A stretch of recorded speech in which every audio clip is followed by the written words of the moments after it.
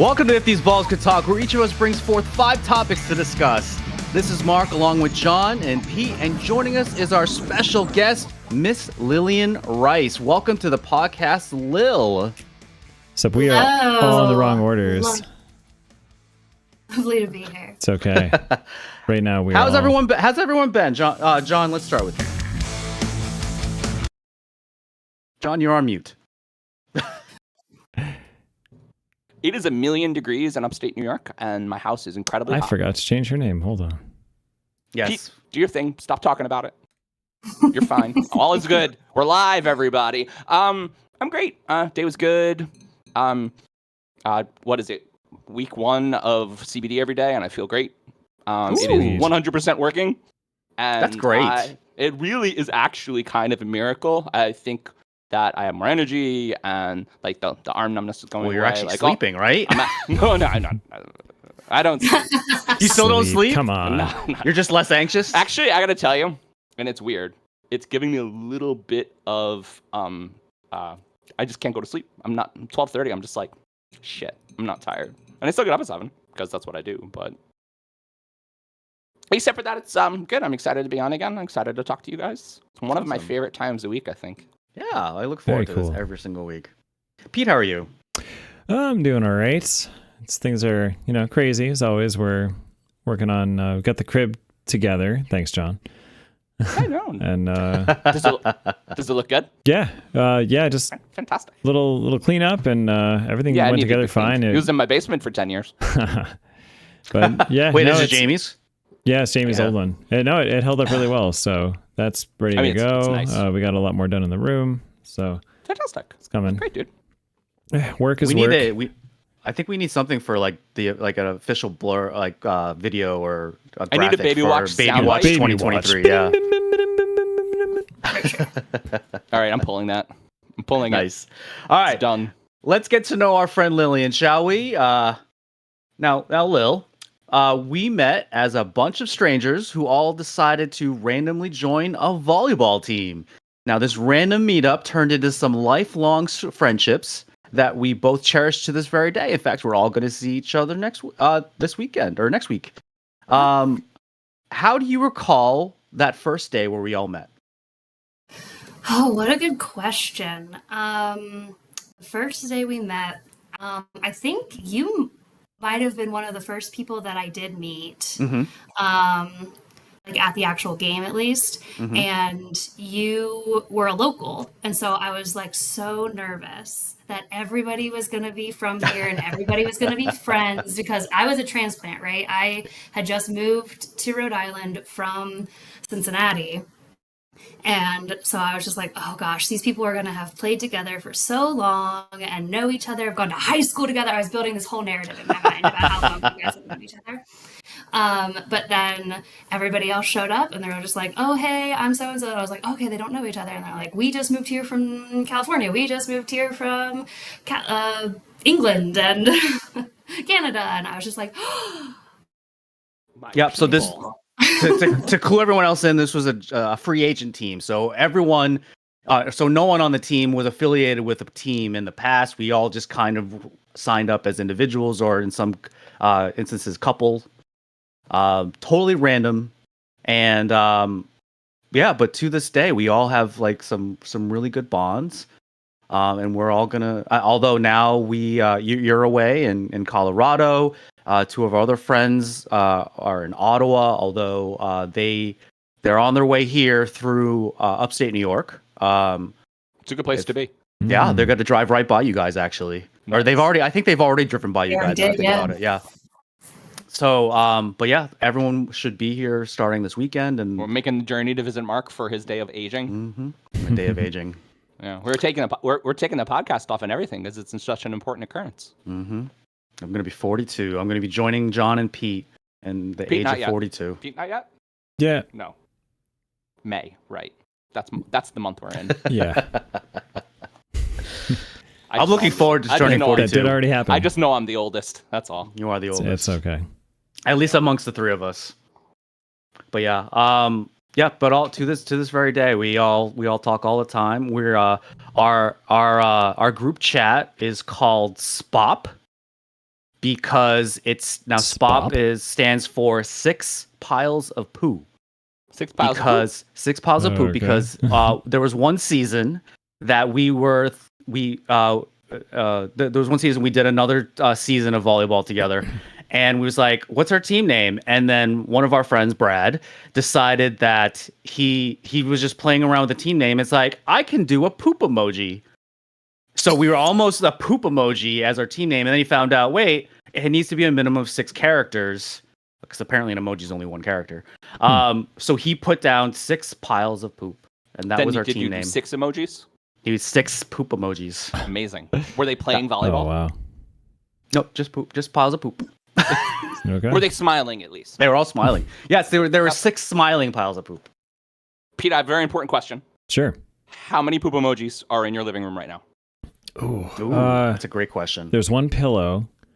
There's a coffee, like, travel mug. Okay. I swear there's at least 1 or 2 more in there.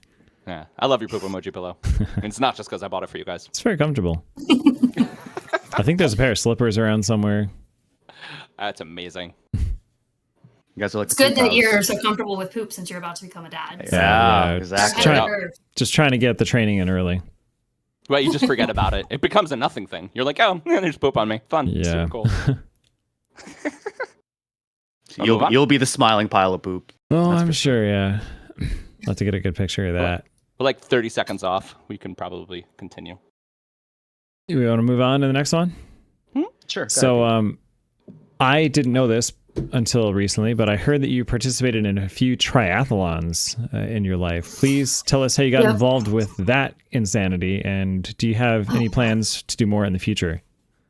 How did I get involved in that insanity? Honestly, I feel like Mark was part of that. Was I?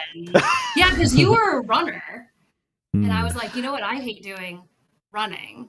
But you know what's not as terrible as running? Swimming and biking. So what if I just did them all together? What if you did them all together? Yeah, they cancel each other out, right? Right. They're all like, not hard separately. And I get to run with Mark, but it's not like the thing I do all the time. I get to change it up and do other stuff. And I think the first triathlon I did was in Rhode Island, like I did it on the beach and all that, and like down south. So like road race triathlons, Lillian, do they make you like swim across rivers and stuff? That's like the thing I picture. No, usually it's like a course that's set out and they've got these massive buoys in some sort of open body of water. So it's a lake, an ocean, a quarry, wherever. And so then you just know that you have to like go around the outside, and it's usually like a square or a triangle, depending. Gotcha. There's actually one sprint triathlon around me in Massachusetts, I believe, because we were looking this up at the time. The swimming part was actually in a pool. Like you just I've done one around a pool. Just a bunch of laps. I've done one in a pool. I actually don't mind those. Okay. There was, I think somewhere there was one that was an entire indoor Ironman, which sounds awful. Ooh, that does sound awful. I don't like that at all. That beats the whole purpose of like doing outside running. Because you're doing inside running. You're just on a treadmill for a marathon. So are these Ironman ones that you're doing, or are they regular? Like what's the distances for each thing? Yeah, so I've done a few sprints, and I've actually got one coming up the weekend after I get back from seeing Mark for his 42nd.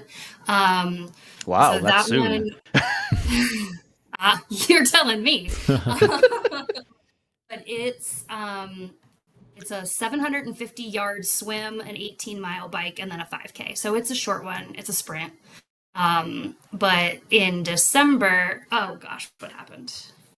In December, I'm training for. What? You want to do a drum roll? No, we good. got you. You're Still good, 100%. Here, we'll do a drum roll. Ready? Ready? I don't know what happened. Oh, that's the wrong drum. Oh, that's the wrong drum. That is a button. No, we can still hear you, Lil. Can you not hear us? I can still hear you. Yeah, we can still hear you just fine. She can't hear us. Well, I can continue the story because I know about it a little bit. She's going to do essentially like a half Ironman. Okay, which triathlon. is still ridiculous. It's very ridiculous. Figured it out. Got us. We figured it out. All right. I don't know what happened. Mark only told a little bit of your story. Yeah. Yeah, so I'm doing a 70.3 Ironman, which is half an Ironman, because I'm, I mean, that's quasi awesome. insane. That is nuts. That's right. You know what? We'll So- we'll do some ocean swimming when you're here to start help you train. I mean, as long as somebody's with me, I'm down. I Yeah. hate ocean swimming Yeah. alone. That is my least favorite thing. But It yeah, sort of so sucks. Ironman 70.3 is 1.2 mile swim, and then a 56-mile bike, and then a half marathon. Man, that is crazy. Oof. I think about running. I don't. Not really. Same. It's my least favorite thing. I did a half marathon on trails a few weeks ago, and it was rough. It was rough times. The only thing that saved me was that most of the people were also doing full marathons or 50Ks. And so, like, I'm just chugging along at my, like, glacial pace, and they're like, "You doing the full?" I'm like, "No." No. You're just laughing at me. That's all. Still, though, like to switch to those three things, all one right after the other, it's got to be just quite a the shock to transition your is one of the body. harder things. Yeah, like I figure the you transition is like a mini sport in itself. I believe it. So How do you get the street bike pedals on? Like, do you do that after the swim? you don't put street bike pedals on. I don't know about biking. I'm just guessing. So whatever pedals you're using, you put them on your bike to begin with. Most people use clip-in, or I guess they're called clipless, whatever, pedals. And some people are so talented they can do what's called a flying mount, where so they put their shoes onto the sounds pedals. Yeah, they put their shoes onto the pedals just like before everything starts. Yeah. And then most bikers go without socks or whatever. So like they come out of the water, they take their wetsuit off because usually you're wearing a wetsuit. Yeah. Run over, grab your bike, put on your helmet. That's like one of the big rules. You always have to have a helmet. So you like put on your helmet right away. And then as soon as you are out of the transition area and allowed to get on your bike, you get on your bike and start going and put your shoes on as you're pedaling. Huh. Bike. Oh wow. Flying mount. I've never done one. I don't anticipating learning how to. Sounds do one. dangerous. Yeah, that's But if you're really competitive, it saves you some time and things. But That whole 30 I'm not- seconds, I'm not right? that level. Well, it ends up being quite a little bit of time to like put on your shoes. Then you got to run usually a little ways when you got your bike shoes on, so you're not fast, and Yeah. it's annoying. So, so but I am definitely not a 42-year-old who barely knows how to ride a bike. It's not true. Erroneous. okay. I had Erroneous I facts. know people who don't know how to ride a bike. Yeah. It might be a New York thing, actually. I might be a New York thing. I think it was just my parents. Well, actually, Hey, the quick story is that they speak for finally the- taught me. They finally did. Mhm. And then we went to Atlantic City and we rented bikes. And I proceeded to run a man off of his bike on the boardwalk. And he yelled at me like I was like 12, and he yelled at me for a while, like kind of loud. And I never rode a bike again. Well, you know what they say. It's like Is it like riding a bike, Pete? Mhm. All right, I'm cool. also practicing Cool. the dad jokes. I am Yeah. on the On that- soundboard Gotta- today. gotta get On this that ready. transition, Yeah. Lillian, I heard that you like one of my favorite things and that you are a big Marvel fan as well. And so I'd like to hear your take on why Marvel is so much better than DC and what your thoughts are on Phase 5 so far. I mean, who's out in these streets saying that Marvel's not better than DC? What is any argument that? I mean, I'm sure there are some Well, I gotta randoms out tell there. you, I saw the Flash movie yesterday. You and It was did? fantastic. Fantastic. Really? I haven't Literally the seen best it. thing they've ever done. I haven't Best thing seen they've ever it. done. Wow. And the thing is, I am like a Flash, like right. Barry Allen and Peter Parker, those are my guys, right? And so they're very similar. But so I like the Flash, but I think the movie was also just very good. Okay. Ezra Miller. Yeah, was could Hold be. that thought. Besides. Hold your thoughts on that, because it may or may not Anyway. be a topic for I did ask, what do you think about Phase 5, Lillian? I mean, it does feel a little bit. I can understand like most people kind of being like, oh, they're just really stretching it, they're really pulling. Like, I get it. It's still the characters, the storylines. I'll give DC that their villains are darker, I feel like. It doesn't need to be dark though, right? It's a Doesn't. comic book movie. I don't It think so doesn't, but either. especially in like what comes to mind is the Batman animated series. I feel like that is like the redeeming thing of DC. I love Oh, the yeah, Batman that the was animated awesome. series. I remember that. They do, and they're all on Max, by the way, for anyone who's looking to catch up on the Batman or the DC animated catalog. But like all their animated stuff is great, and a lot of it is rated PG-13. Honestly, But I remember very vividly watching part of like that series, and even in the animated series, being like, "Oh, this got dark," like, and being like kind of impressed with it. And I'll give that to DC. But I mean, like Ryan Reynolds in Deadpool even makes fun of himself playing Green Lantern, That's true. as he should. That's true. Oh yeah. Like, and it's he picks up a adorable. weapon. He picks up his action figure, his Weapon X action figure, where he is Deadpool in the Logan movie. Not the Logan movie, but the Wolverine movie. And Yeah. that's amazing. That's so meta. I can't even right now. So meta. I am feeling like Phase 5 is a little kludgy right now. I don't think they've really done anything yet. I just watched the 3rd episode of Secret Invasion, which is the best one so far, but still very, very slow. Ant-Man was just okay, and I'm a big Ant-Man 1 and 2, big fans of Ant-Man. So that was just okay. Jonathan Majors is this wonderful actor who has been completely pigeonholed, and he's probably going to get fired. So I mean, I think I don't think it's gonna get fired. I think they're like the current Yankees. They're struggling a little bit. I don't know. In Baltimore. I'm actually I've only seen the first episode of Secret Invasion, but the one I'm really looking forward to is the next Loki. Mm. But So I are am they gonna looking forward to do Loki. like the next series on Disney Plus? Yeah. Yeah. they're doing season 2. Yeah, That'll be cool. If you watched season 1 of Loki, right, Pete? I did. Yeah, it was really good. Did you and you watched the after credits of that? Yes, I don't remember what There is happened. a major functional time shift that happens at the end of season 1 that they have to discuss, Okay. Mhm. and that is what we will say for the listeners who haven't caught up yet. There you go. No spoilers. No spoilers here. I have so many of those series to catch up on though. Like WandaVision, So I definitely want to watch. Yeah, no, WandaVision has to be watched. That is maybe. I've just heard this One of really them good. definitely has to be watched. I think it Yeah. feels like a shark jump before you've seen it, but it's actually very good. Very character driven, lots of transition, lots of drama. Very, very good. Like Melanie liked it, right? Melanie watched it with me. Yeah, I mean, if something like that is very well done and written right, it's gonna be good.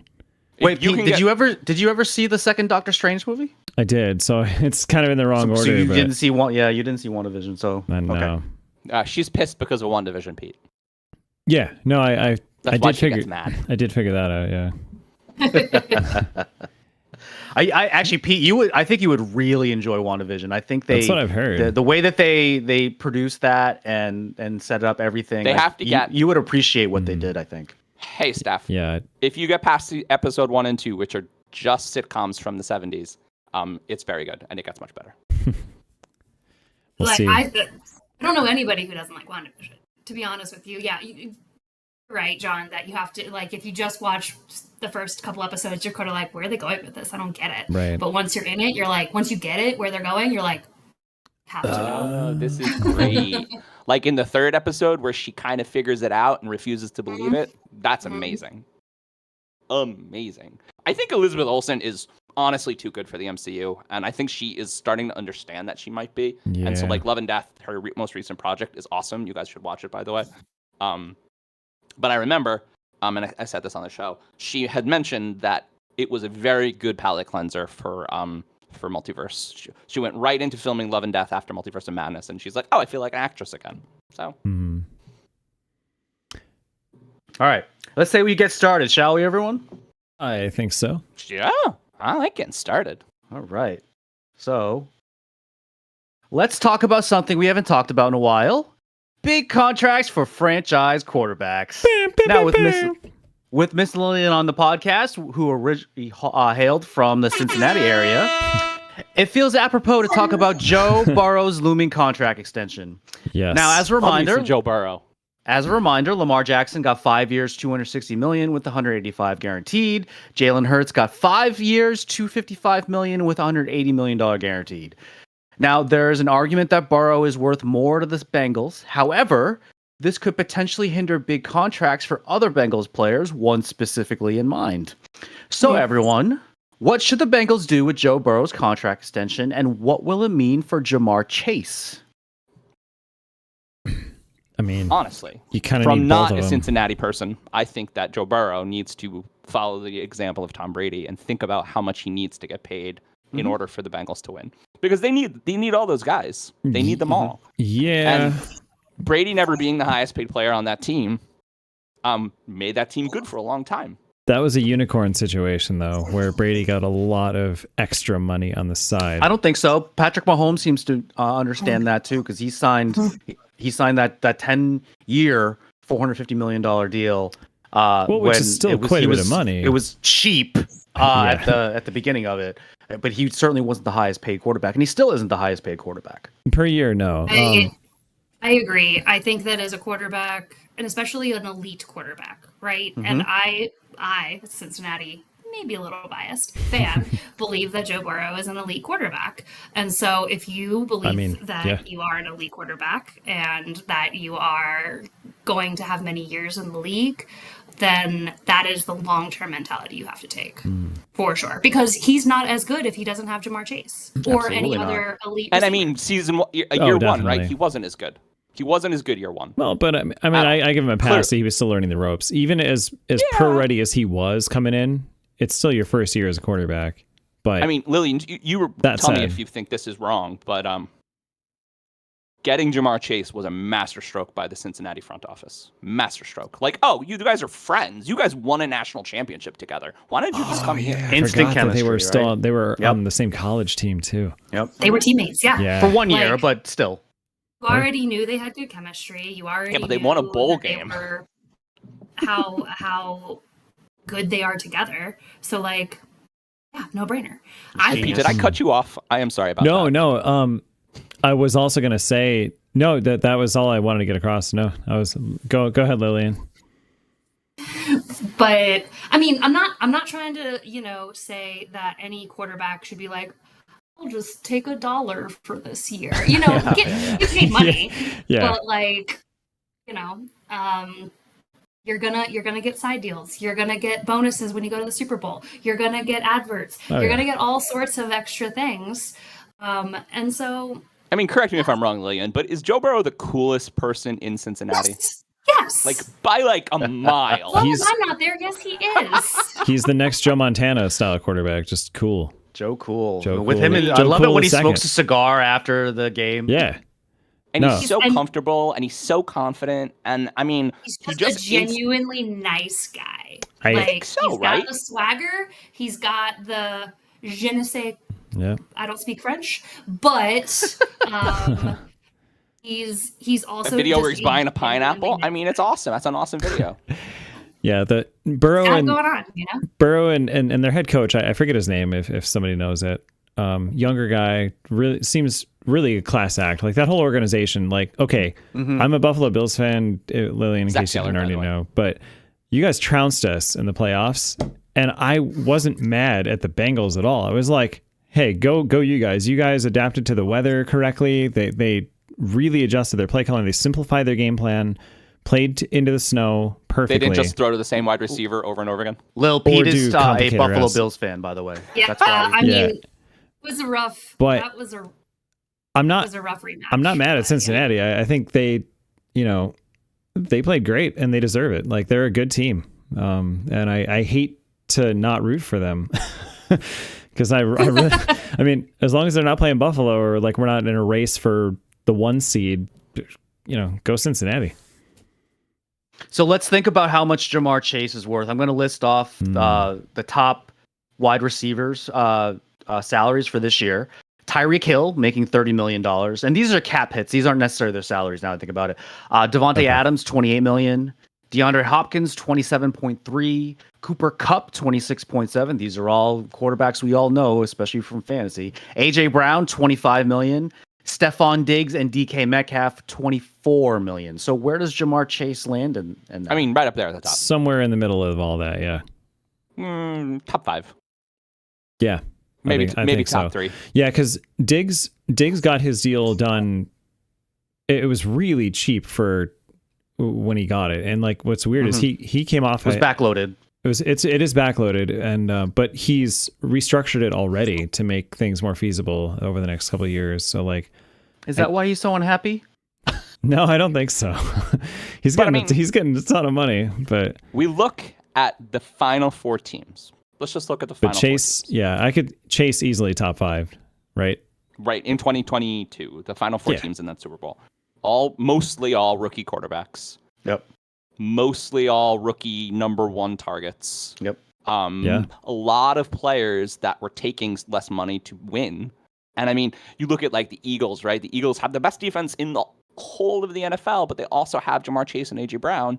I mean, it's just really well put together teams and honestly well coached teams. And so I think that the place where one guy makes, $35 million and another guy makes 40 and they win, it's not what the NFL is anymore. I mean, real quick, it's really hard to keep that team together. Do we think Burrow's going to make more or less than Lamar, John? Yes, more. I think he's worth a lot more than Lamar, honestly. Lillian? More. Pete? I think at least more guaranteed. Or if he's making the same as Lamar, then it's over a longer period. Mm-hmm. Yeah, I think Joe Burrow makes the most money in his career by becoming Tom Brady. I mean, just by winning a lot of Super Bowls and becoming a Hall of Famer. He could, right? Well, Tom Brady also married a billionaire, yeah. But, I mean, Cincinnati is going to try to lock him up for at least 8 years. What did Allen had 8? Mahomes had 10. Jalen Hurts is going to get that too when his payday's up. Well, Pete, I know you're feeling really good about this. We're going to continue to talk about our friend Joe Burrow. Okay. But do we want to do a next topic first? Lil, you got a next topic? You guys can just... I don't know. Okay. Well, just announcing it. Well, no, just to announce the next topic. No, that's okay. We're just going to press the nice buttons because we got buttons for that. Hey, baby, do you want a next topic? Yeah, I do. I want a next topic. Okay. All right, so I get the 5 now. All right. With minicamp over and training camp a few weeks away, our friend Joe Burrow has a break in his football schedule and attended Michael Rubin's white party this week. And so we're talking about how cool he is. The Fanatics owner, Michael Rubin, had some of the biggest stars in sports and entertainment attending, including Jay-Z, Beyonce, J-Lo, and Tom Brady. And so, and I mentioned this a little bit, but is Joe Burrow as cool as he seems? Also, what's our thoughts on the Bengals 23-24 campaign, and is this the year? Ooh. The year they win it all? They've been to the party. It's like I gotta win it now. Yeah, you gotta win it. Need to win it now. It's oh man, it's such a refreshing turn from the days of Carson Palmer and others, where we would get to the playoffs and just immediately lose. That was Andy Dalton's shtick too, wasn't it? For like 10 years. That was Andy Dalton's shtick too for like 10 years in a row, wasn't it? Sure was. She was it's been rough. Yeah. And let's not mention like the 17 straight season they didn't make the playoffs and they were known as the Bungles. So, right.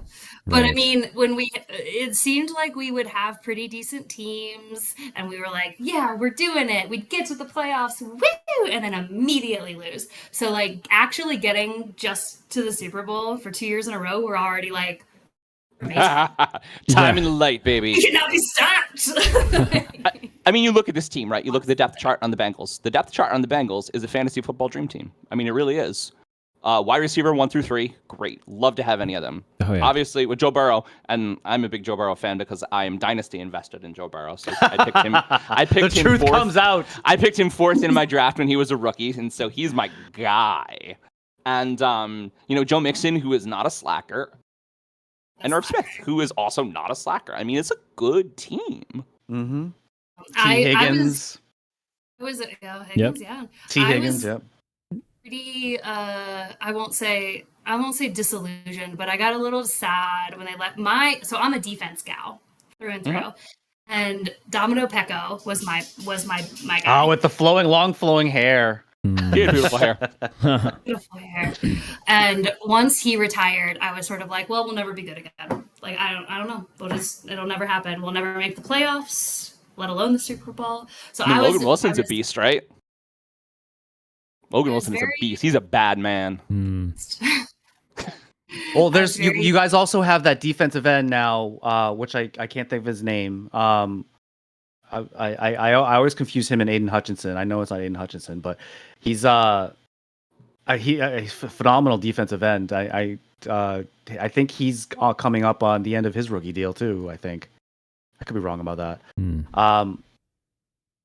We need a researcher to look that up. We need a researcher to look that up. But they're definitely, I mean, they're a team that's going to be on. It seems like they're run very, very well. And I'm looking forward to, the matchups between the Bengals and the Chiefs for a while. I mean, this is a lot like Peyton Manning and Tom Brady. It seems. Yeah. So yeah. I mean, that's going to be competitive for 5 to 10 years. Yeah, it just is. And they're all young. The whole team is young. Right? Young. There's Trey Hendrickson. 3 guys on rookie deals right now, and they're like 3 of their best players, right? Higgins and Chase and and that's right. Though Higgins is coming up for a payday very soon too. They both are. What round is he drafted in? Round 2? I think so. So he doesn't have a 5th-year option for him, does he? Actually, I think he is in. This is the last year of his rookie deal. Okay, I was going to say. I think he was eligible. Yeah. Yeah, 33rd in 2020. So yeah, he is probably eligible next year too. It's only round 1 that get the 5th-year option. They can't re-sign both though, right? I mean, they could. It'd be I'm really not worried tough. about it because, as you already touched on, the head coach, like that was the biggest decision I think Cincinnati made in terms of total shift, was getting rid of Marvin Lewis. He was a dinosaur. Was born, I feel like. So you guys have the coolest owner in football. Okay.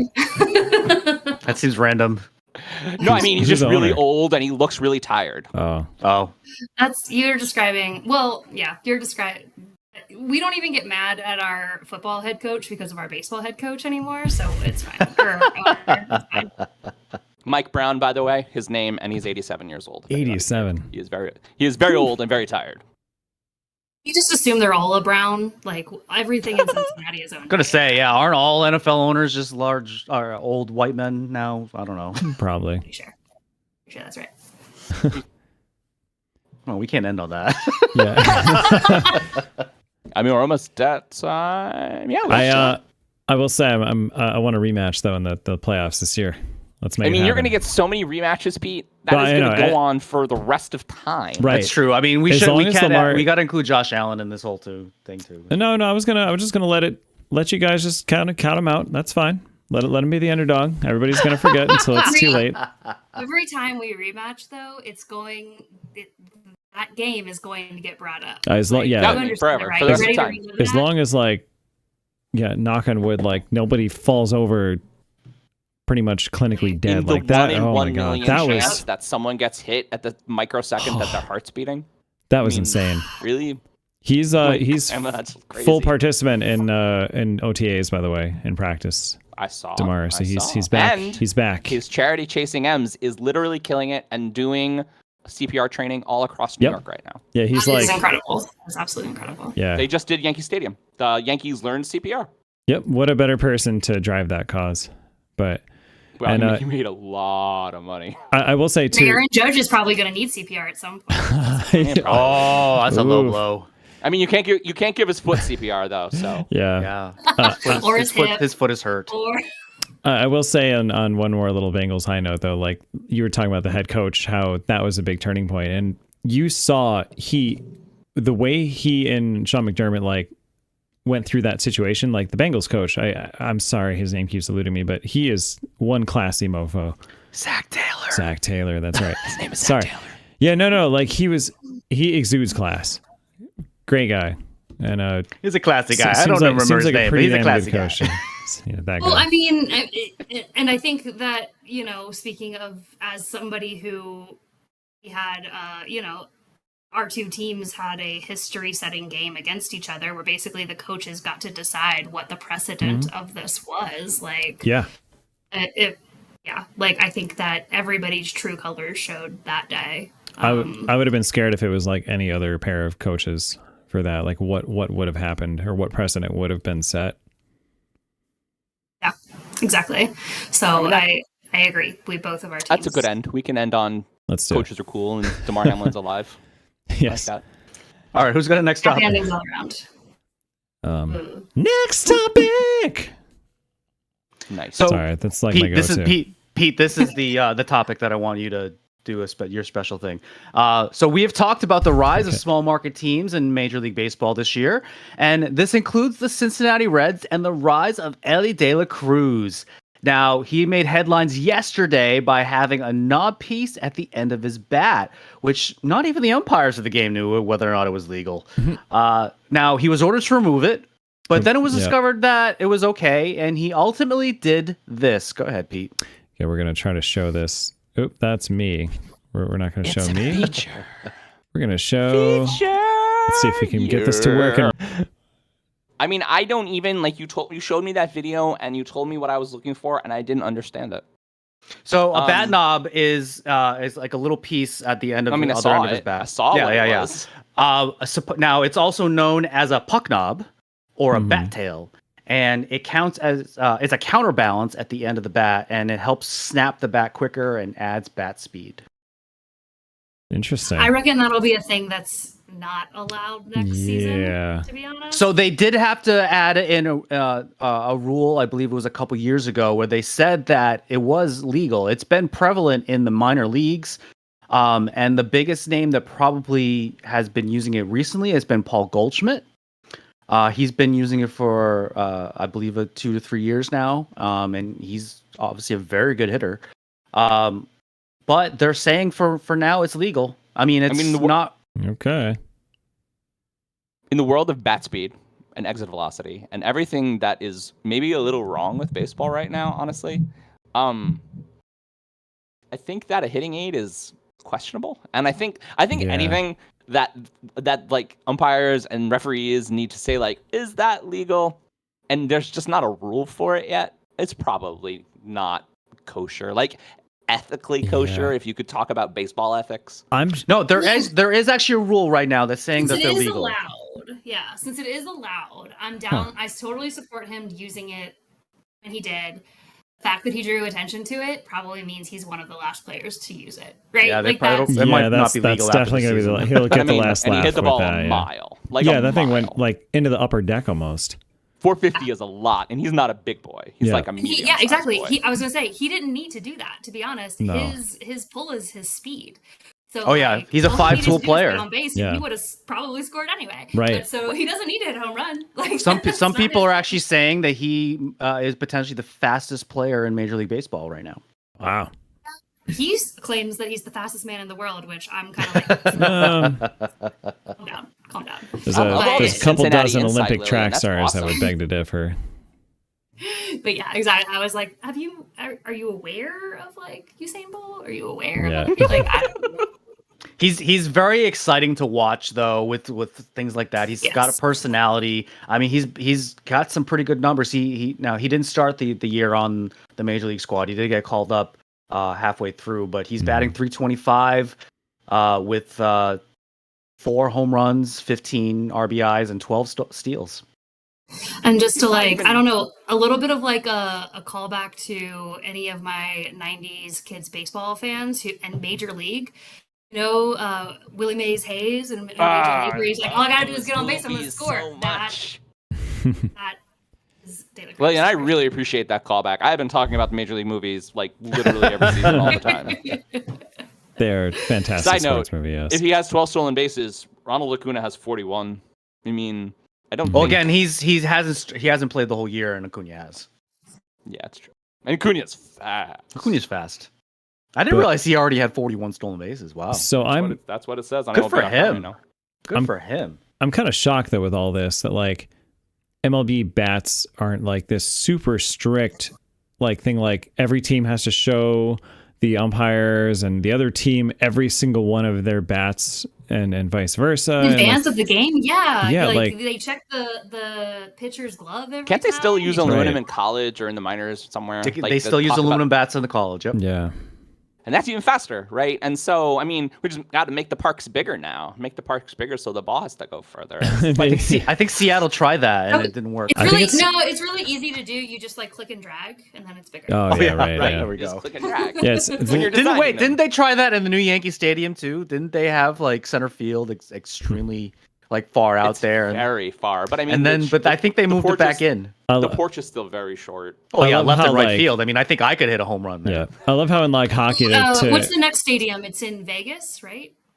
They bought the land. Okay. They bought the land. It's happening. Okay. I just love how like in hockey you can just change the goalie pad size to like increase or decrease scoring, and for baseball it's like no, we got to rebuild the stadium.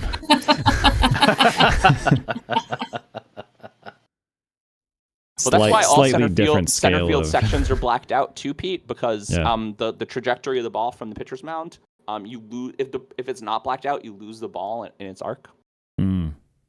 Like, so the batter has to see the ball as it's coming. I mean, they don't really, because the ball comes so fast, they have to decide whether or not they're swinging before it even starts. Yeah, they're pretty much already in swing, like as the pitcher still has the ball, like at this apex. I mean, they have to. Yeah, I mean, it's there in a split second. Well, it's the same thing as hockey, right? The goalie's got to kind of decide where he's going to put himself. Yep, yeah, same thing. Right. You're reading the stick at that point, not the puck.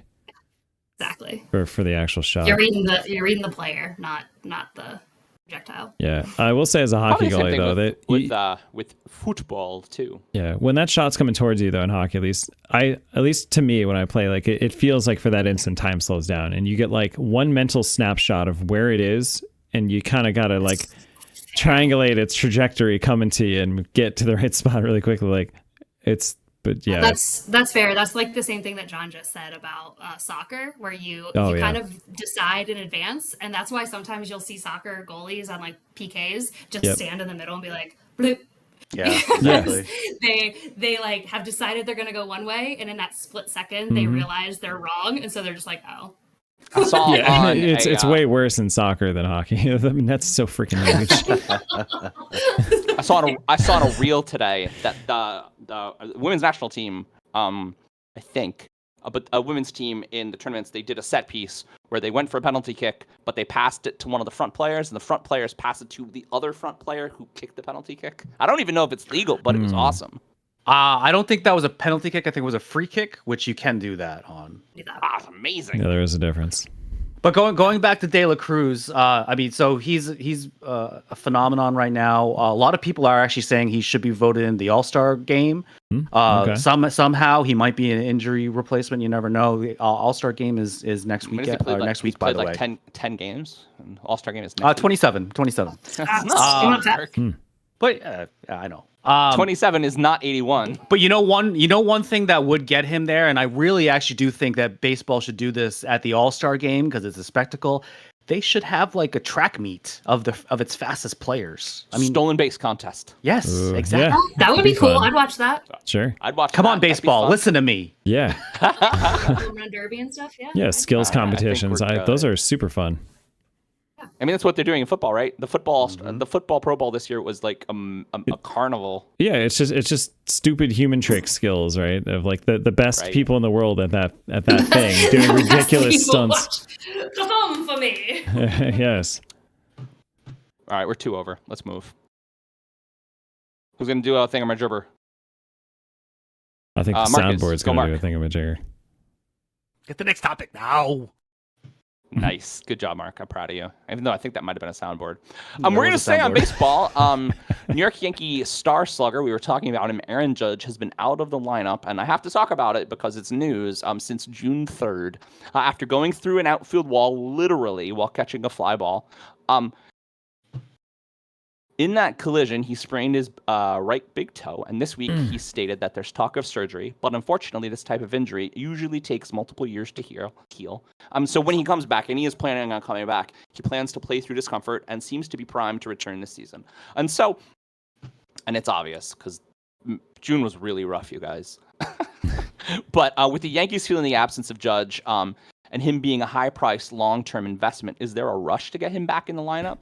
And also, how is something seemingly so simple turned into a long-term, large-scale injury discussion? I think it's because it's Aaron Judge. Aaron Judge does not get little injuries. He gets like serious injuries, and it might just be because he's just a large human being. Yeah, there's just that much more force, and doesn't mean his bones are any bigger than. I mean, what he's like 6'8", 280, something like that, right, John? Yeah, it's about there. I'm gonna look it up for you guys. And I mean, like he's just a massive human being. I mean, when you Kool-Aid man it through a wall, then you're gonna pay for it. And that's pretty much what he did. Solidly built wall. Let's just all agree on that. No, so what happened is he did Kool-Aid Man through a wall, but the wall didn't stand a chance. But the problem was there was concrete at the bottom of the wall, and he kicked the concrete. Oh, that's okay. Yeah, That's what like actually happened. Yeah, there was a little lip to it, and so he did not push the concrete over. He did, though, pretty much destroy his big toe. The concrete one. The concrete one. And it's just so interesting to me.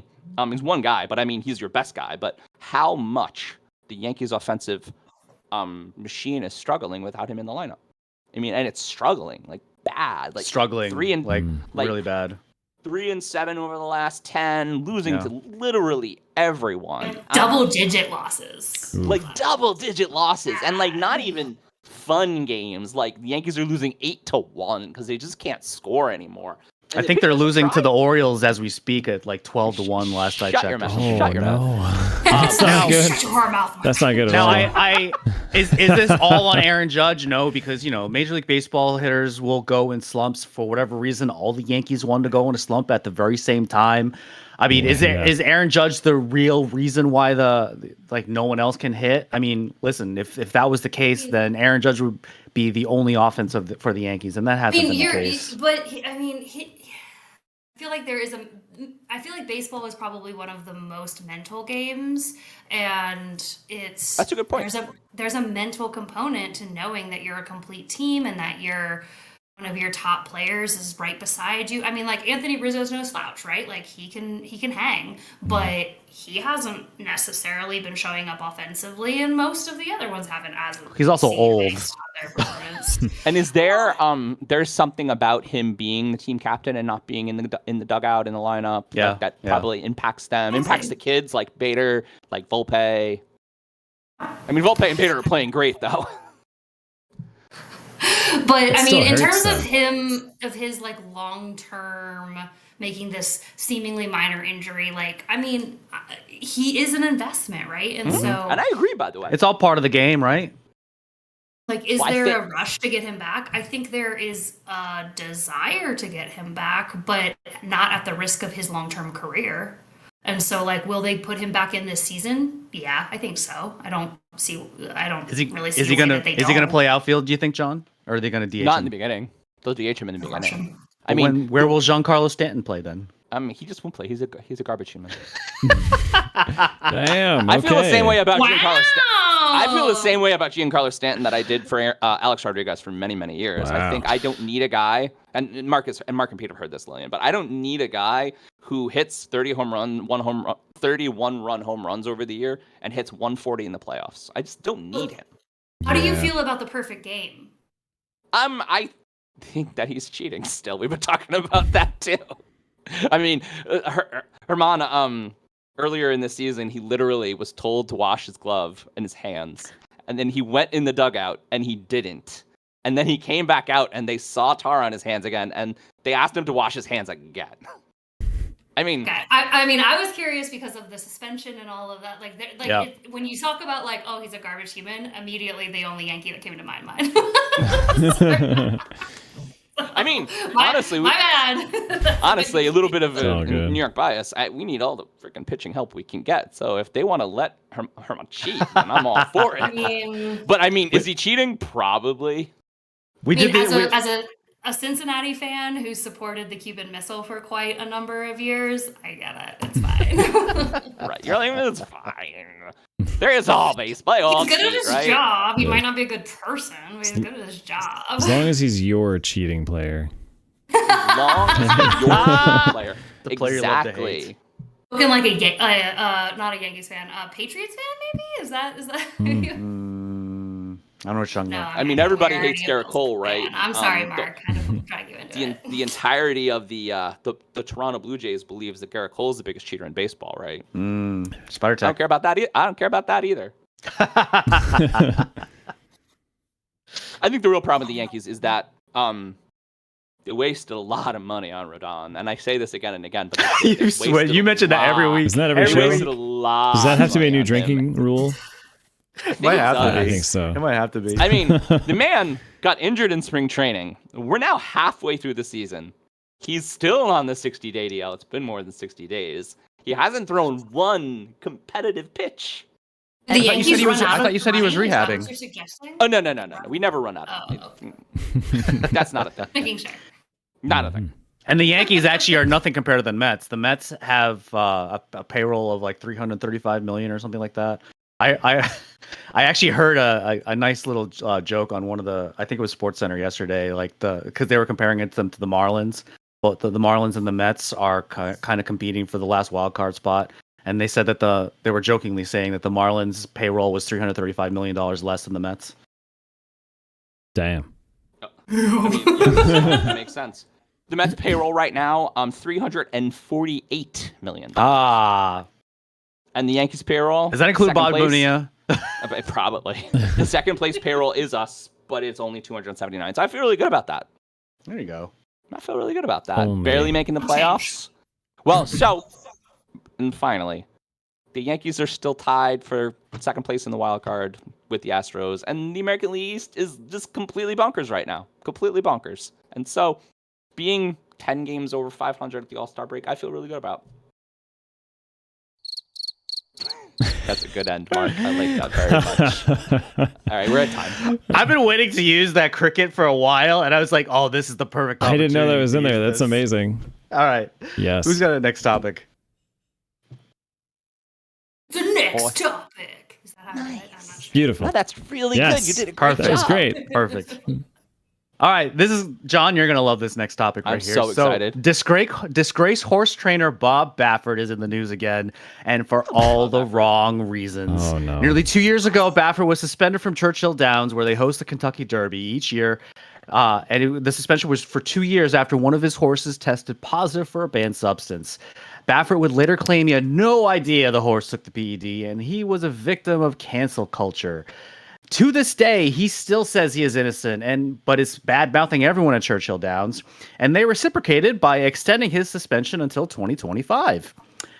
So, everyone, what are our thoughts on the Bob Baffert suspension getting extended? I mean, everybody in horse racing cheats. Every single horse is on PEDs.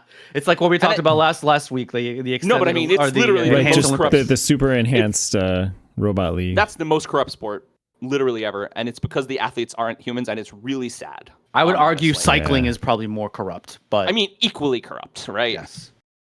I'm okay. I live with a vegan, so already I'm against horse racing, even though I grew up in Kentucky.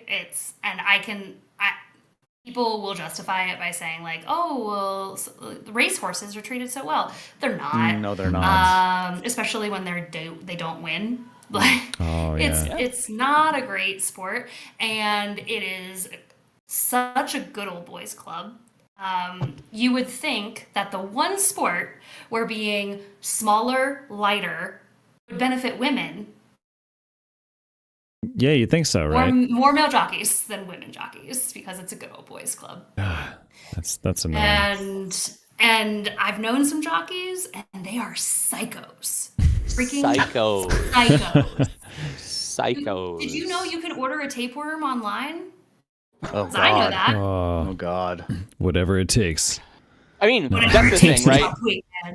Yeah. The amount of money, especially in places like Churchill, places like Saratoga, I mean, places like Pimlico, the amount of money that goes through those places, and it's almost impossible to really stop mutual bet cheating. I mean, really, because you can have a guy inside who gets a call that, so-and-so is going to go off at 33-1, but, we put so much PED in this horse, he's going to run 1,000,000 miles an hour, and you win a lot of money.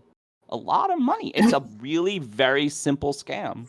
And I unfortunately- love the cultural aspect of horse racing, by the way. I didn't mean to cut you off. You can keep Oh, it's okay. It's okay. I think I do too. So an aside, but it's related. My daughter is now a grown up, and she was wearing a big long flowy dress and fake pearls yesterday, and we were like, "Holy crap! You need a floppy hat." because you look like a horse racing chick. Yes. And I like literally was like, we should go to Saratoga in that dress with a floppy hat. I could totally see Jamie rocking a floppy hat. Oh my god, 100%. so good in a floppy hat, right? Yeah. I think there is a lot of things about horse racing that are very good. I think that I really like going to the horse races. I really like the math behind it, honestly. I've always been a handicapper. I handicap by number. I do pretty good. And as long as Mark's not there cooling the whole thing out. Yeah, exactly. I'm not allowed to go to the racetrack with John. And so all of that is really good. Am I delusion? The fact that I don't think they cheat? No, they all cheat. Horse racing is about cheating. But if everyone cheats, it's fine, right? I don't think it is. Who's the best cheater?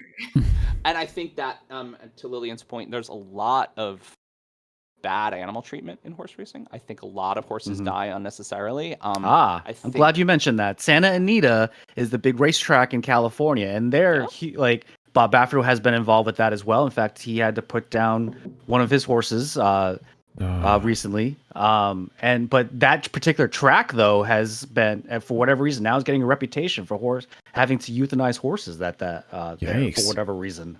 Oh, that's terrible. They got to fix that track, man. Yeah. No one's really saying what the real reason is. Yeah, like what? So, Pete, I know it makes sense, but go ahead. I'm sorry.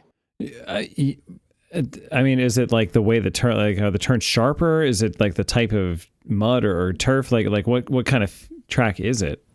I mean, it's a 1,000-pound animal running 50 miles an hour with 5 to 10 other 1,000-pound animals running 50 miles an hour. It's very dangerous. Oh, of course. I don't think there's anything different about that track. Okay, it's no, just like, I think they're saying there's nothing different, but like what would statistically make it consistently worse on horses than other tracks? That's what I'm trying to figure out. That is the literal $1 million question. Yes, probably $1 billion. Probably $1 billion. Yeah, exactly. And still, boys club, many years old, lots of cheating. There's still a lot of money to be made in horse racing. Yeah. And, every Triple Crown race is worth $1 million. The Travers is worth $1 million. I mean, people really want to win those things. Yeah. So, John, if Bob Baffert, why is Bob Baffert the only one getting suspended if everybody cheats? He pissed off the wrong people. That 100%. Good point. And honestly, from a handicapping perspective, before he was a scumbag, he's always been a scumbag. I really like picking Bob Baffert horses. He's he used to be a very, very good trainer. And it's probably because he cheats. Honestly, probably because he cheats. Oh, we're at time. I love that ending. Fantastic. Probably because he cheats. Yes. All right, you guys, I got to read my questions, so you guys figure out what we're doing about next topics. It is time for our next topic. Lillian, that was so Nice. great, and it makes me so happy. A little counter twang. And so now for something completely different. Gymnastics superstar Simone Biles plans to return to competition at the U.S. Classic outside of Chicago in August. This is going to be her first event since the pandemic-delayed 2020 Tokyo Olympics. Biles has taken most of the last 2 years off after withdrawing from most of the events in that Olympics for mental health and overall wellness reasons. So Biles is now 26 and become one of the most vocal advocates for athletes finding space to protect their mental health. And even with the announcement, her social media still focuses on her and her personal life. And so, why do we feel Biles is returning to gymnastics? Is this prep for the upcoming Paris Games? And how did her actions contribute to the importance of mental health in sports?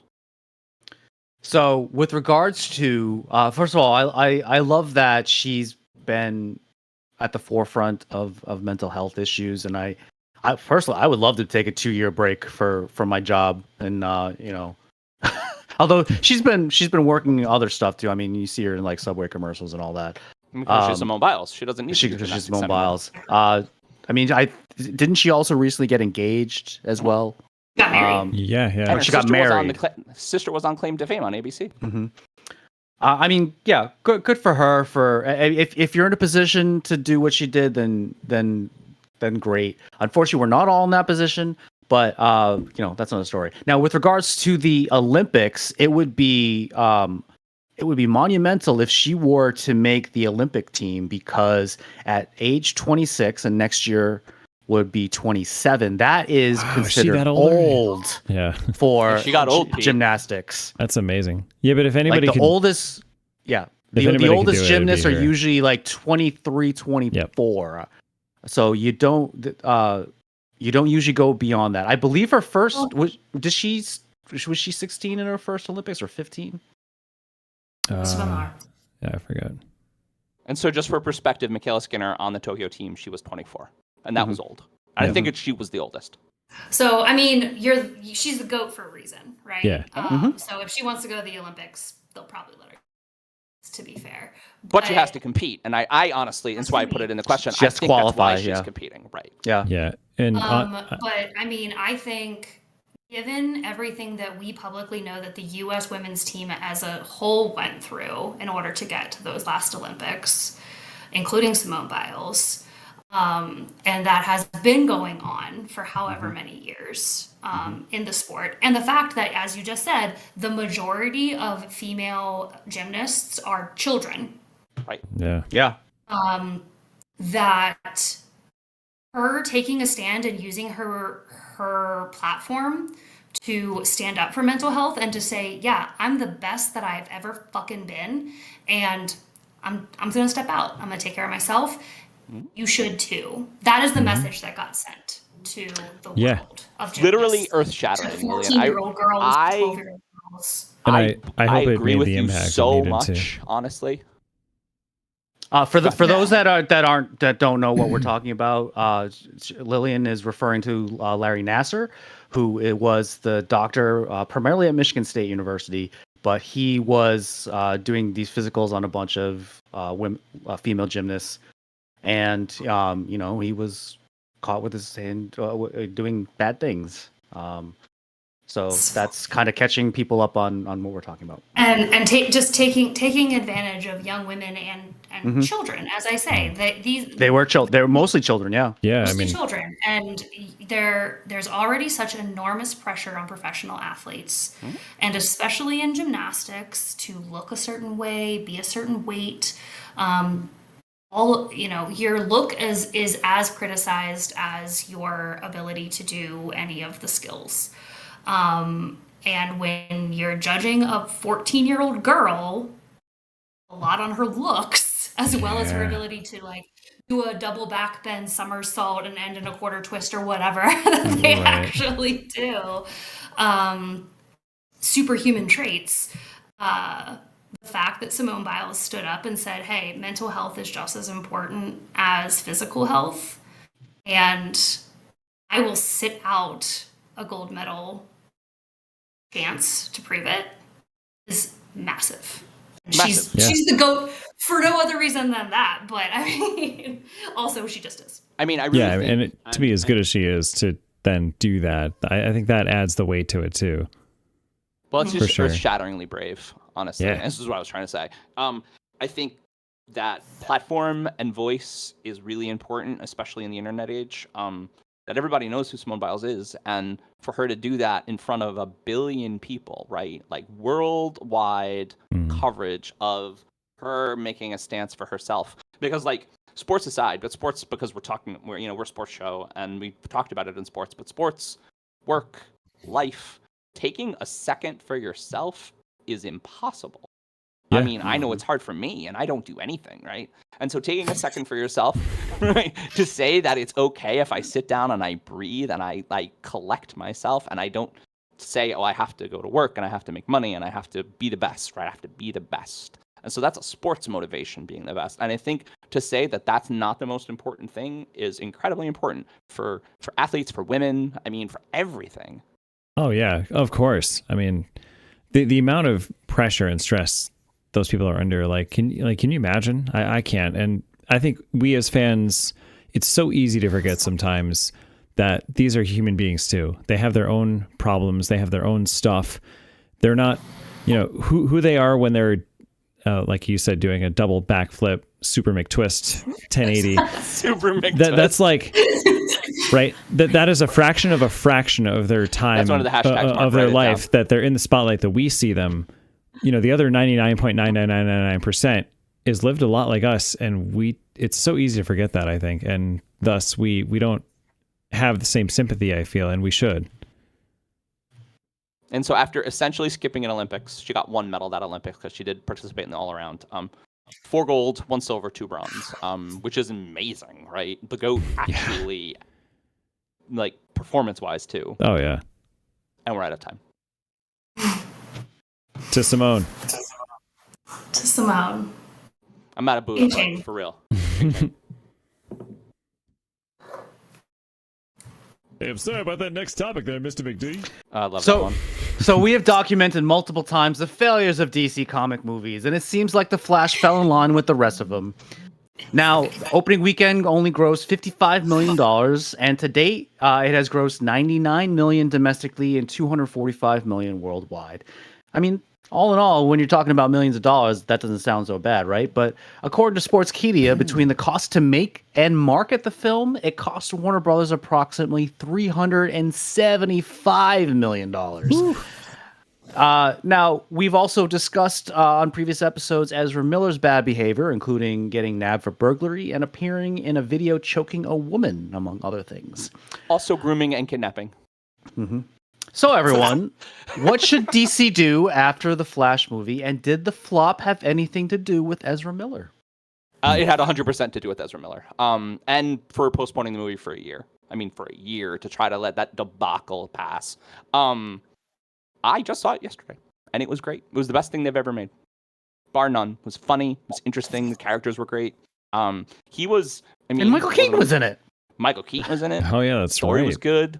Supergirl was in it. Supergirl was awesome. Mm-hmm. I mean, just like a lot of very awesome things. I'm very excited for the new turn of DC Comic or the DCEU. What do you think? It's going to be different. No, I mean, his appearance in the movie definitely is the reason, right? Like, I probably wasn't gonna go see it anyway because, again, Marvel, not DC. But I actually did consider it because I did like him as an actor. Yeah. Until the whole grooming and kidnapping thing. Until the grooming and kidnapping. Just that little thing. No, I guess he's saying it's a mental health thing, and he needed a break. I'm sorry, I think Ezra Miller, he's non-binary. Oh, okay. Yes. Unfortunately, for those movies, the stress is really high. And you have to make $370 million to be successful, right? To break even. I am excited for the turn of the current DCEU and James Gunn's vision.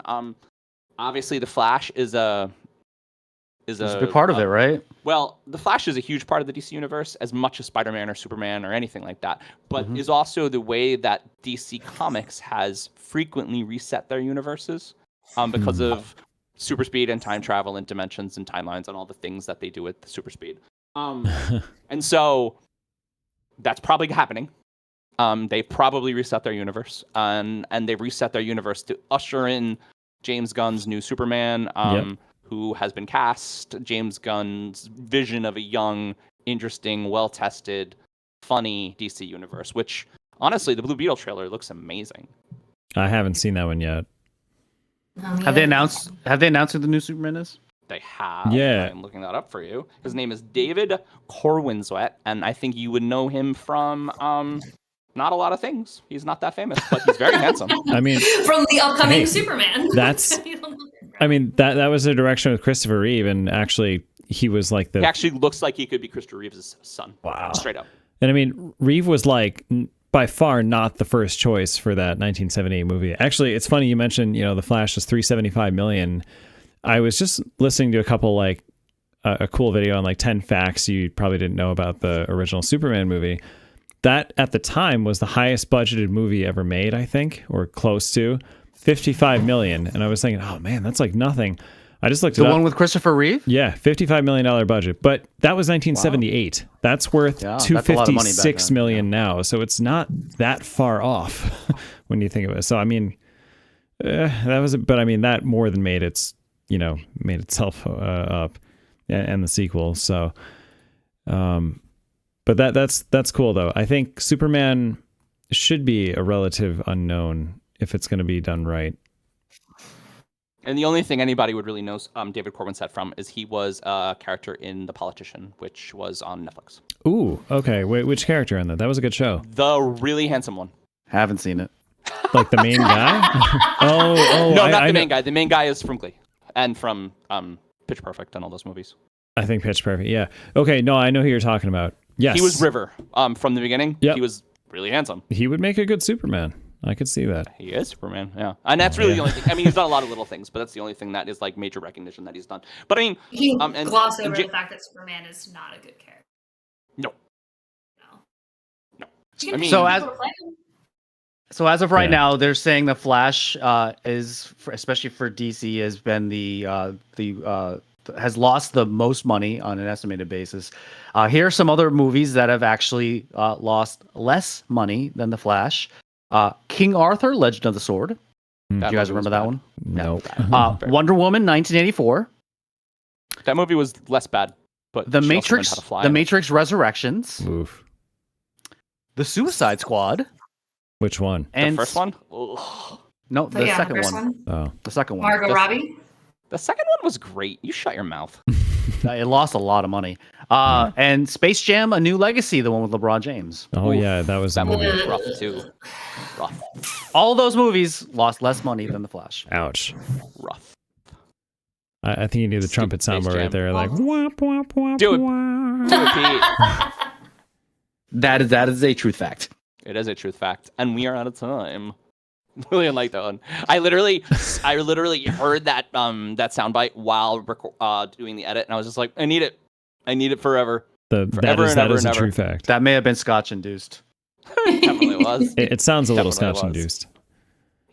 You're a little Scotch induced. Amazing. All the best things are Scotch induced. That's why God, it's so great. I'm almost out of Scotch. It's so sad. It's time for the next topic, okay? Okay. And I don't have any Marvel questions, which makes me really sad, but I do have a pop culture question. The most decorated champion in sports was at it again this week as Joey Chestnut won his 16th Nathan's Famous Hot Dog Eating Contest and the coveted mustard trophy.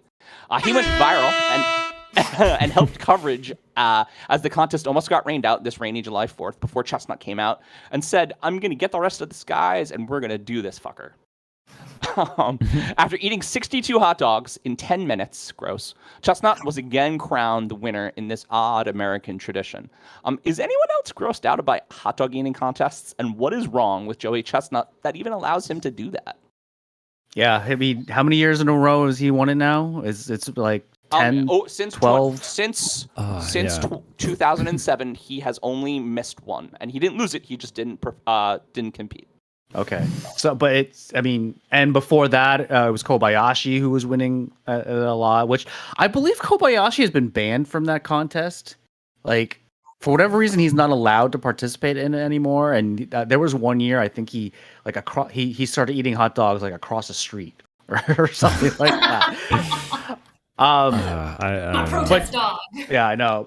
But yeah, Joey Chestnut, for whatever reason, he's the most popular guy in every July 4th. Yeah. It's absolutely disgusting.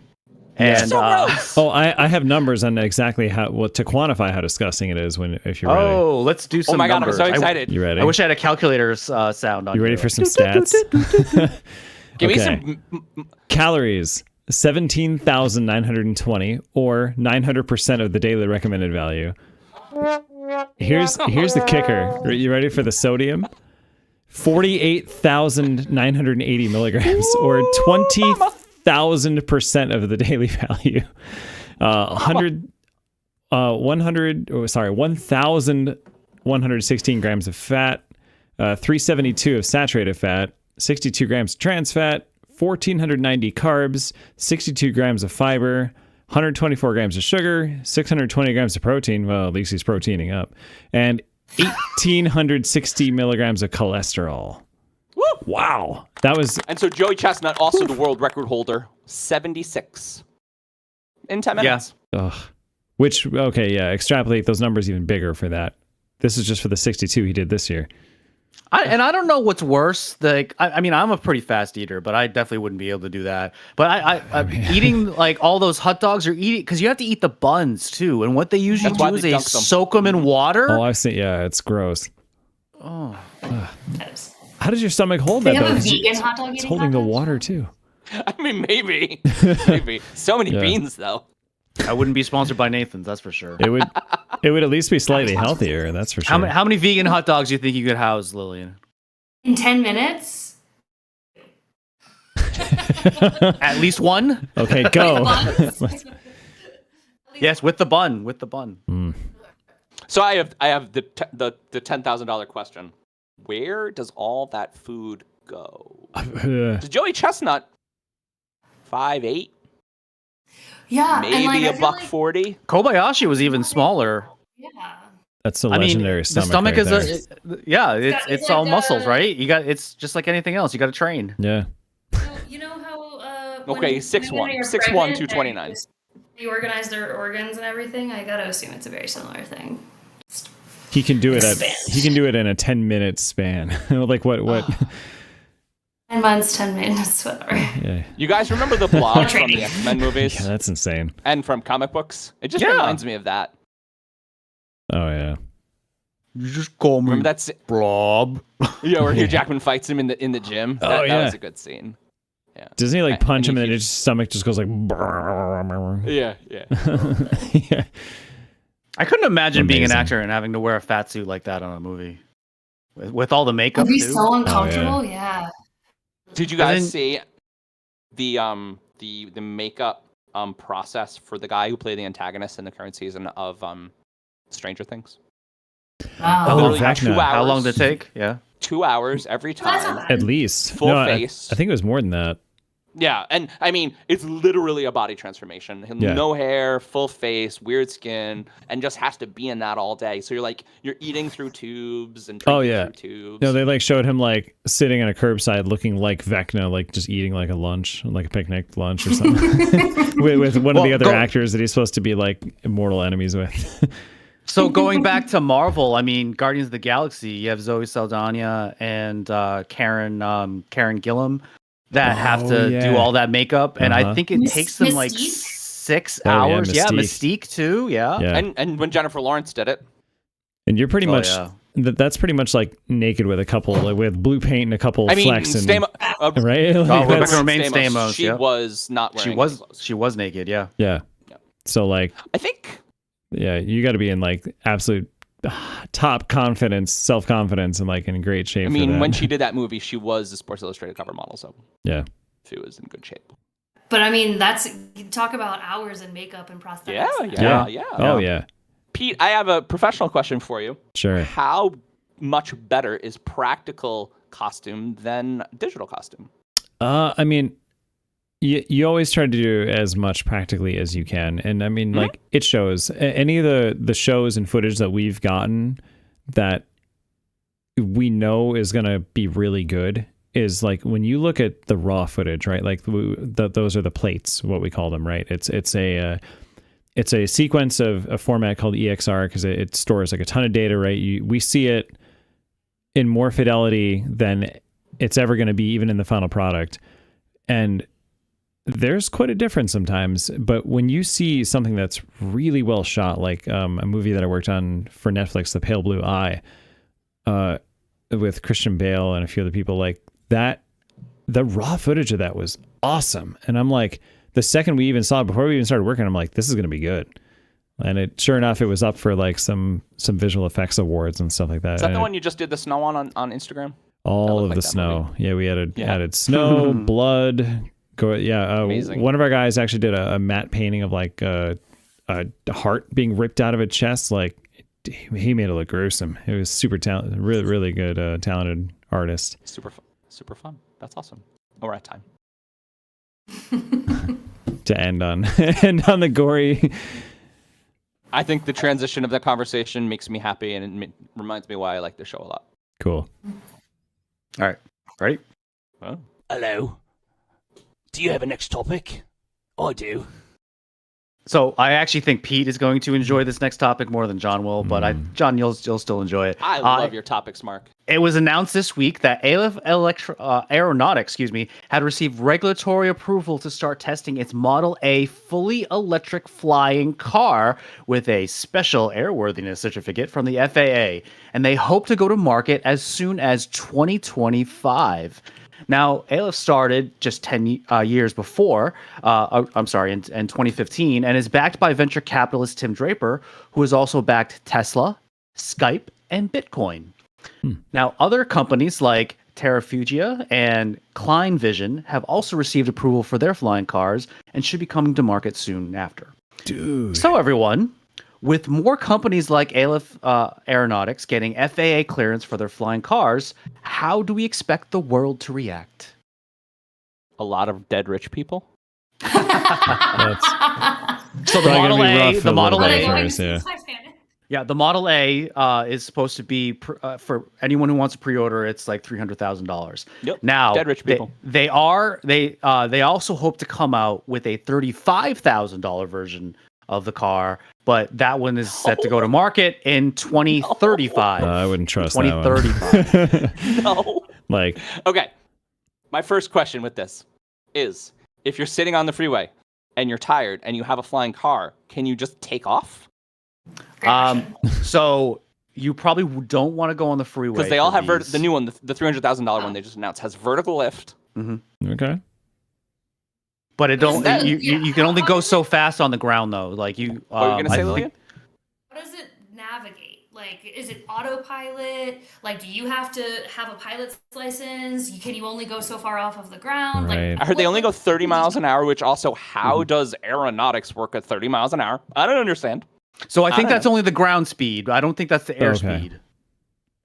And also, what is going to stop random rich assholes from crashing into each other and dropping their $300,000 cars on my head?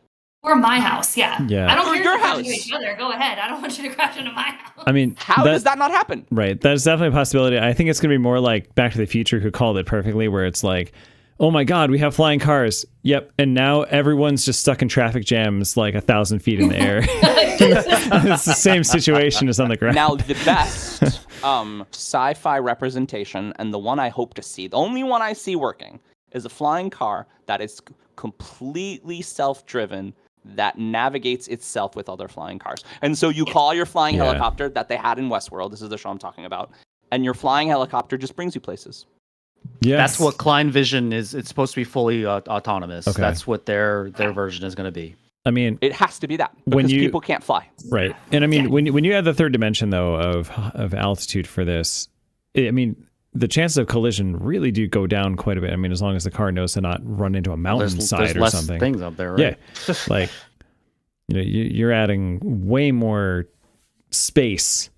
But the thing is also, too, the more traffic you add up there, now the possibility of an accident is going to go up. It does, but I mean, but if you add in that layer of autonomy and Right. build it into the infrastructure of all of the aeronautic rules, the coding, all of that stuff, Yep. then I think that's where the safety factor And comes in. that has been my stance on Yeah. self-driving cars. Like they all have to be tied together, because that's how you form a network and that runs and operates smoothly. right.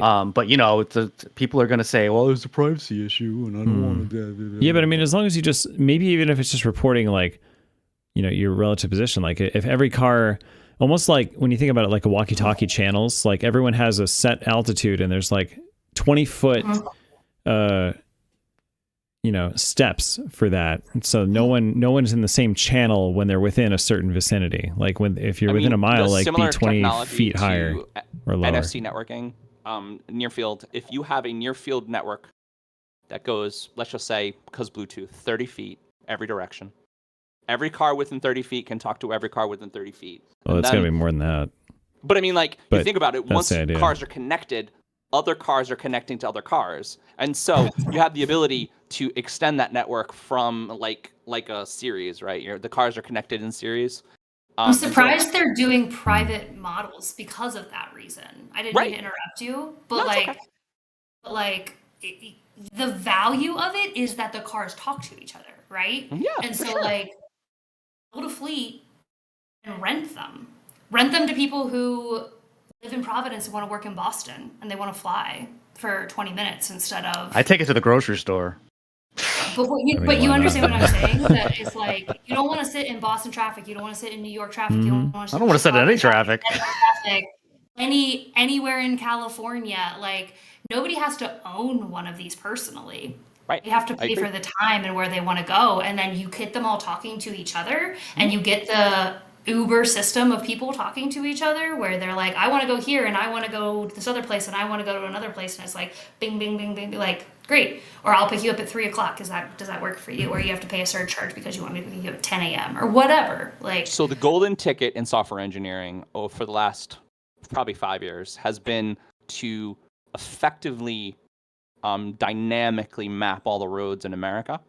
And Uber took John Carmack away from Bethesda, hired John Carmack, the best software engineer in the whole planet, right? And Carmack's job was to do that, was to figure out how to engineer that, because whoever gets to fully autonomous self-driving first is a trillionaire. It's a $1 trillion business, because once that happens, we have things like the flying cars in Westworld. We have things like in iRobot, where Will Smith calls a car, the car comes, gets him, takes him on the 200-mile-an-hour road, and you get anywhere you want very, very fast, right? And so the vision in some futurist magazines and such is cars in the future just don't need to be modeled the same way. They don't have to have lights. They don't have to have windows per se. Steering wheels, just heads-up AR displays that show you where you are, but also maybe a ticker of the news or your favorite show, or maybe some AR driving game to keep you occupied while you're on your 13-hour trip. While your car is actually driving. Right, while your car's actually driving. And in a perfect world, and on the show we like to do this, let's just say it's perfect. Do the movie voice, Pete. Oh, no, I was just going to say one of the most exciting things for this whole thing is I would finally get to go roads. Where we're going, we don't need roads. And at that, we're done. I don't need to say anything else after that. Perfect in every way. Mic drop. Pete wins. Excellent. Except I almost Pete, I'm proud of you. slammed into a bunch of stuff over there. It's fine. No, Doc. It was worth it. Oh, Doc Brown. All right. That's all I got. I got nothing after that. We're gonna do Ukapekaluinen? Ukapeka next topic. Oh wait, actually I got a next topic. All right, do it. Hey Beavis, there's like a next topic? Yeah. Next topic. Actually, technically, this is our final topic. Now they realize. That's okay. It's also awesome, and it is the final topic. And just because it's not going to be worth talking about in another week, or actually another 2 weeks, I'm going to do the NBA draft question that we've been putting off. So the NBA draft happened 2 weeks ago. The number one overall pick, as everyone in the whole world knew, was Victor Wembanyama, and he will make his debut in Las Vegas for the NBA 2K24 Summer League. The Spurs will play the Hornets and number 2 pick Brandon Miller on 7-7, and the Trailblazers and number 3 overall pick Scoot Henderson on 7-9. Scoot Henderson, by the way, my favorite in the draft. After coming off a full season in the French League, Wembanyama, that is, which included playoff and finals coach Greg Popovich, said that he will play, but how much is yet to be determined. And so with the hype behind Wembanyama and his already poor performance in his first public shoot-around, how important is the Summer League for the top NBA draft picks, and how much better are the Spurs with this addition? I mean, the Summer League is essentially the preseason. Like, Right, it's happening right now. That's why I brought it up. It's happening right now. In fact, you said 7-7, which is tomorrow. So Brandon Miller already had his first Summer League game, and I guess he only scored 6 points, which was a little disappointing. Yeah. But I don't know how many minutes. I don't know how many minutes he played. I mean, is the Summer League to be something to be taken seriously? Not really, because you're dealing with a bunch of either players that have been in the league for 1-2 years, or they just want to make a team, like they're on the practice squad. So you don't have any. Yama's security just assaulted Britney Spears, by the way. I saw a blurb about that. What's that all about? I didn't actually read it though. Yeah, I didn't actually read it. No. Sheesh. But I was like seeing Wembanyama and Britney Spears in the same headline was a little weird. Yeah. Huh. That was a little weird. Well- But how much will he play this summer league? I mean, I hope he doesn't play a lot because again, summer league doesn't mean anything. I actually kind of feel bad for the coaches because there's the normal head coaches are still in the summer league for the most part. Some of them take it off, but Pop is definitely going to be coaching the Spurs with Wembanyama being out there. I mean, he missed every shot in that shoot around but the dunk, and he only made the dunk because he can literally touch the basket without jumping. But we already know from watching the tape from the French league that he can shoot the ball. So I certainly take that with a grain of salt. He's young. He's young. He's definitely got time. But with him being, I think they have him listed at 7'4". Yeah, I believe it's 7'4" now. No, he grew more. He may have grown more. Maybe it's 7'3.5". It was close to 7'4". Maybe that. Does it matter at that point? He really shouldn't be at the 3-point line shooting Google is threes saying anyway. 7'5" now. Oh Jesus. Sheesh. Yeah, I mean, really, the only thing with him is it's just about filling out, right? To fill out that frame. Yeah, he needs to put on some weight. 7'5", 209. So he's a string bean. Yeah. At that. It's just not big enough. Right. I mean, the kid could still be growing. He's 19 years old. Yeah. 100% still growing. Oh yeah. 6'5", 209 is still skinny. yeah. Men grow until they're 23. Well, that's like a NFL wide receiver. I wish I would have kept growing a little bit. Well, maybe. Yeah, I'm still waiting for my growth spurt, right, John? You'll get there, Mark. Me too. We'll get there. Yeah, We'll catch you up to both. Pete one day, Mark. Someday you guys will get there. Well, I had my growth spurt when I was 9, and I stopped. I just stopped. It happens. Yeah, I think my growth spurt was between 7th and 8th grade. But like Lillian said, some people just never stop. They just keep growing. Well, I mean, yes, this man Keep steadily is literally- growing until they're in their 20s. This man literally has the X gene. He's literally a mutant. He's coming to Connecticut. It's all fine. No worries. They probably need to mostly watch his muscular output because I know a fair number of teenagers who their muscles grew faster than their bones, and it caused it can happen. lot of injuries. It can happen. Oh yeah. Bad injuries. Sure. Well, I think his physical therapy, like the way they make him an NBA center, is going to be really very central to his success in his career. How much muscle tone they make him put on, what kind of weight training they make him do, how they make him condition. Because at the moment, there are many centers that would kill him, like literally, right? I mean, Victor Embiid, just all these guys that are just almost as tall, but way bigger, way stronger. Well, and I'm glad you mentioned Embiid, and then there's also Anthony Davis. Both of those guys were string beans when they came out of college, and they had to put on the weight. Now, keep in mind, they also both are still injury prone, but they were a lot more. Embiid essentially took the first 2 years of his NBA career off because of injuries. That is true. And Anthony Davis, I mean, he's always been injury prone, even when he's put on the weight. Also could just be how his body I mean, is. just for perspective, right? Theoretically, the best player in the NBA right now, Nikola Jokic, 6'11", 284, right? And he's lost weight. Right, and he doesn't look big, and he's fast for a big guy. But I mean, 284, he's a very strong man. Mm-hmm. Yeah. That's... Well, 6'11's not that big. So. It's not that big. No, man. Full Tiny. 6 inches shorter than what's his name? Yeah, he's Well, he's 6 no inches, Wembanyama, exactly. that's for sure. No, oh, it's a good job, Pete. Right.